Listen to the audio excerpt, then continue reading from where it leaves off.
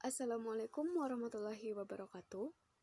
Tepangkeun wastapun Dedeh Kurniasari ti program pendidikan bahasa jeung sastra daerah STKIP Muhammadiyah Kuningan semester 3.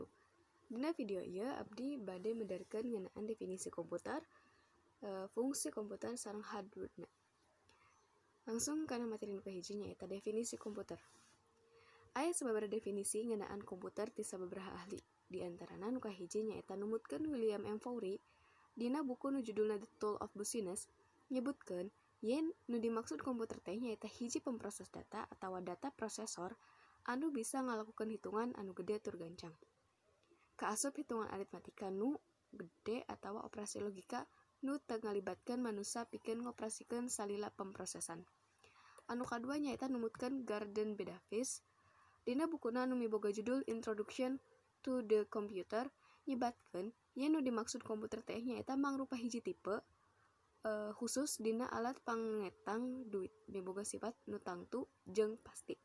Nu katilu nyaeta numutkeun Elisa M. Awad nyebutkeun yen naon anu dimaksud komputer teh nyaeta hiji alat pikeun ngitung anu miboga kaunggulan atawa kagunaan jeung fungsi pikeun ngeproses data anu salajengna bisa dijadikeun dina bentuk data ku digital atawa analog. Nu kaopat nyaeta numutkeun Larry Long jeung Nancy Long. Nu dimaksud komputer teh nyaeta hiji alat hitung elektronik anu mampu menginterpretasikeun jeung ngalaksanakeun parentah program pikeun input, output, hitungan jeung operasi-operasi logik. Nu kalima nyaeta numutkeun William Sawyer. Ngedalkeun pendapatna yen harti tina komputer teh nyaeta mangrupa mesin multiguna anu bisa dilakukan pemrograman, bisa diprogram di mana mesin-mesin kasebut bisa narima data nu mangrupa data jeung gambar kasar, tuluy ngaproses atawa ngamanipulasi data jadi hiji informasi. Tina sababaraha padaran di luhur, sacara umum komputer oge miboga harti saperangkat elektronik anu mampu ngalakukeun sarangkaian tugas atawa pancen jiga narima input memproses sesuai jeung parentah atawa instruksi anu diberekeun jeung output anu mangrupa informasi instruksi anu diberekeun. Laju kana materi nu kadua nyaeta fungsi komputer. Fungsi komputer sacara umum nyaeta nu kahiji ngamudahkeun pagawean manusia, kadua pikeun sarana penunjang pendidikan, katilu pikeun media neangan informasi, kaopat pikeun media informasi.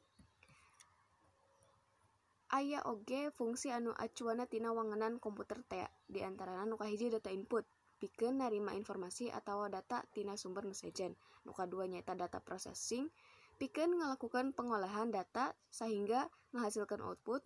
Anu katilu nyaeta data output, pikeun ngahasilkeun informasi saentosna ngaliwatan proses pengolahan data. Anu kaopat nyaeta data storage,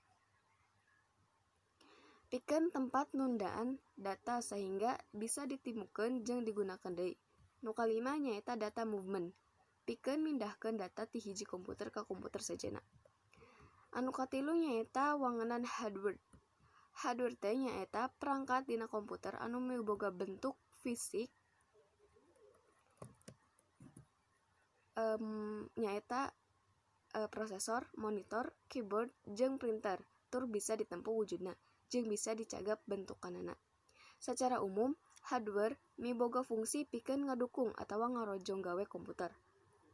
Nepikeun atawa narima input proses, ngolah data atawa informasi, merekeun output, serta nunda data atawa informasi anu kapasang di jero atawa di luar komputer.